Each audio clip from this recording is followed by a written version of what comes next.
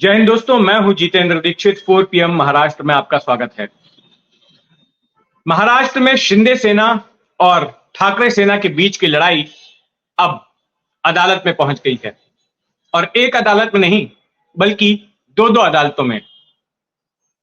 महाराष्ट्र विधानसभा के स्पीकर ने 10 जनवरी को जो आदेश सुनाया था उससे ये दोनों ही पक्ष नाखुश हैं, असंतुष्ट हैं और दोनों ही पक्षों ने फैसला किया है कि स्पीकर के फैसले को चैलेंज किया जाएगा।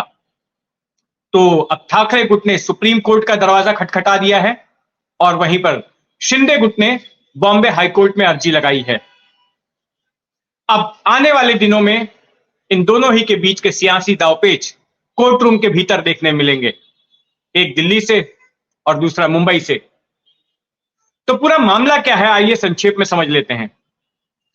दोस्तों, साल 2022 जून में शिवसेना में जब बगावत हुई थी तो उसके बाद शुरुआती तौर पर एकनाथ शिंदे अपने साथ कुल 16 विधायकों को लेकर चले गए थे। पहले वो गुजरात के सूरत गए, फिर वहां से गुवाहाटी गए और फिर बाद में गोवा आए।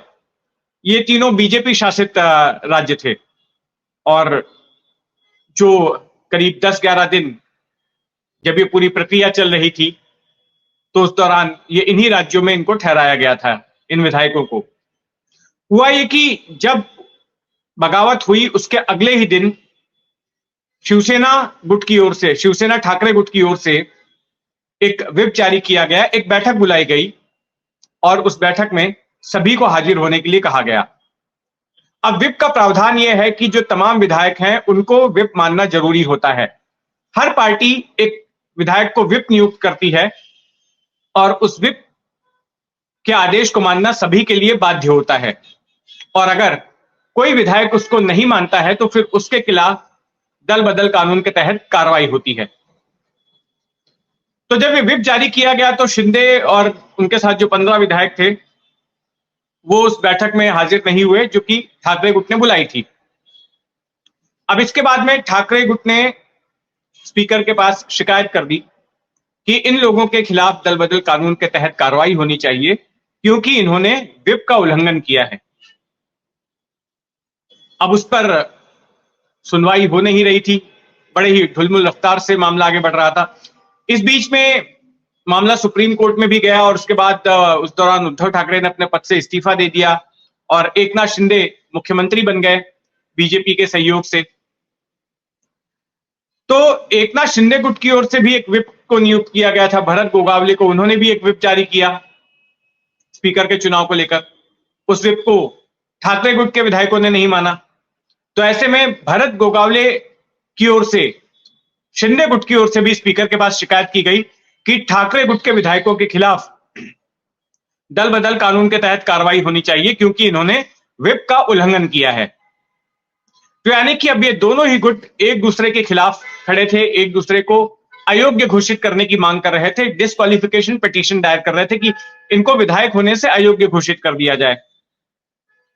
लेकिन मामले की सुनवाई बड़ी ही ढुलमुल रफ्तार से आगे बढ़ रही थी और फिर बीते साल मई में जब इस पूरे प्रकरण पर सुप्रीम कोर्ट ने अपना फैसला सुनाया तो सुप्रीम कोर्ट ने स्पीकर को यह निर्देश दिया कि आप एक रीजनेबल टाइम के भीतर जल्द से जल्द इस पूरे मामले में फैसला सुना दीजिए। लेकिन सुप्रीम कोर्ट की इस हिदायत के बाद भी मामले ने कोई रफ्तार नहीं पकड़ी थी क्योंकि सुप्रीम कोर्ट ने कोई मियाद नहीं दी थी स्पीकर को कि इस तारीख तक आपको फैसला सुनाना है। तो इसके बाद ठाकरे गुट ने फिर से दरवाजा खटखटाया सुप्रीम कोर्ट का और स्पीकर की शिकायत की कि देखिए स्पीकर जो है इस तरह से टाइम डिले कर रहे हैं। तब सुप्रीम कोर्ट ने कड़ा रुख अपनाया, स्पीकर को फटकार लगाई और पूछा कि आप कब तक का समय चाहते हैं, समय बताइए कि कब तक आप आदेश देंगे। तो स्पीकर की ओर से सुप्रीम कोर्ट को बताया गया कि फरवरी के आखिर तक का समय चाहिए। तो सुप्रीम कोर्ट ने कहा कि ऐसा नहीं चलेगा। आप क्या चाहते हैं कि चुनाव के ऐलान होने तक आप टालते रहें? आप 31 दिसंबर तक फैसला सुनाएंगे। 31 दिसंबर की मियाद तय कर दी गई। अब सुप्रीम कोर्ट के कड़ा रुख अपनाए जाने के बाद से इस मामले ने रफ्तार पकड़ी और फिर लगभग रोजाना सुनवाई होने लग गई। यहां तक कि दिसंबर में जब शीतकालीन सत्र चल रहा था उस दौरान भी सुनवाई हुई। लेकिन सुनवाई के दौरान इतने कागजात इकट्ठा हो गए, एग्जामिनेशन क्रॉस एग्जामिनेशन दोनों ही पक्षों के जो नेताओं से वकीलों ने जिरह की, तो उसके कागजात करीब 2.25 लाख के आसपास हो गए। तो स्पीकर ने कहा कि देखिए, इन सभी कागजातों को पढ़ने के आधार पर जो है उन्हें अपना फैसला सुनाना है। तो सुप्रीम कोर्ट से उन्होंने गुहार लगाई कि समय बढ़ा के दे दीजिए। तो यह समय 10 जनवरी तक का बढ़ा के दे दिया गया। अब 10 जनवरी की शाम को स्पीकर ने अपना फैसला सुनाया, और जो फैसला सुनाया उससे ठाकरे गुट को एक बड़ा झटका लगा। स्पीकर ने कहा कि विधानसभा के पटल पर जो शिंदे गुट है वही असली शिवसेना है, ठाकरे गुट नहीं है। और फिर जहां तक शिंदे गुट को अयोग्य घोषित करने की बात थी, तो स्पीकर ने यह कहा कि जो शिंदे गुट का विप है वही कानूनी विप है। जो ठाकरे गुट ने जिस विप को अपॉइंट किया था वो विप अमान्य है। इसके अलावा यह भी कहा गया कि विप जारी करने के लिए जो प्रक्रिया अपनाई जाती है, अगर उसको मान भी लेते कि आपका विप जो है मान्य होता है, तब भी जो प्रक्रिया अपनाई गई विप जारी करने की वो गलत थी। और आप इस बेसिस पर विधायकों को अयोग्य घोषित करने की मांग कर रहे हैं कि उन्होंने आपकी बैठक में हिस्सा नहीं लिया। तो ये तो उनका डिसेंट भी हो सकता है, उनका अपना मत हो सकता है, किसी बात से वो सहमत नहीं हो तो ये अपने आप को अभिव्यक्त करने का एक तरीका हो सकता है, और ये प्रोटेक्टेड है संविधान के अनुसार, अभिव्यक्ति की स्वतंत्रता के दायरे में आता है ये। तो ऐसे में उनको अयोग्य घोषित नहीं कर सकते।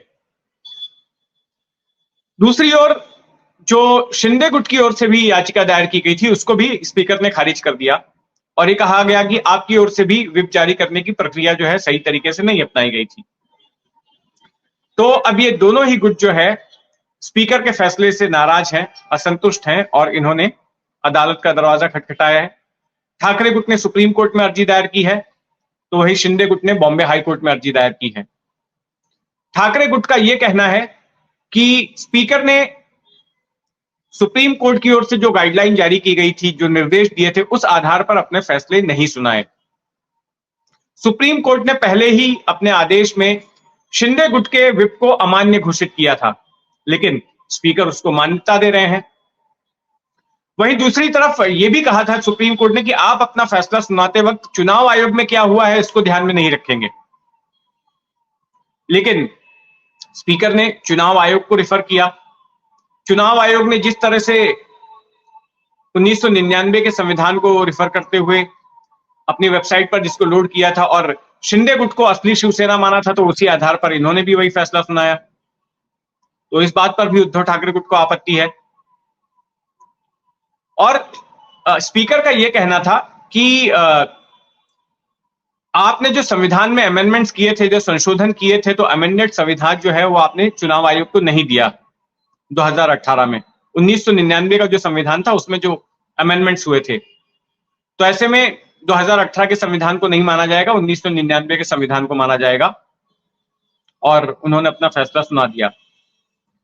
अब आज के दिन उद्धव ठाकरे की ओर से एक जनता की अदालत बुलाई जा रही है, जिसमें अपने साथ वो वकीलों को भी लाएंगे और मीडिया को संबोधित करेंगे, और साथ में एक खुला मंच रहेगा जिसमें जनता भी आकर सवाल जवाब कर सकती है, अपनी बात कह सकती है, सवाल पूछ सकती है इस पूरे मामले में। और उद्धव का कहना है कि वो पोल खोल करेंगे कि किस तरह से स्पीकर ने पक्षपातपूर्ण फैसला सुनाया। तो अब देखते हैं कि इस सिलसिले में अदालत आगे क्या रुख अपनाती है। अदालत की सुनवाइयों पर हमारी नजर बनी रहेगी। आप भी अपनी नजर बनाए रखें 4 PM महाराष्ट्र पर, और अगर आपने अब तक इस चैनल को सब्सक्राइब नहीं किया है तो सब्सक्राइब कर लें। जय हिंद।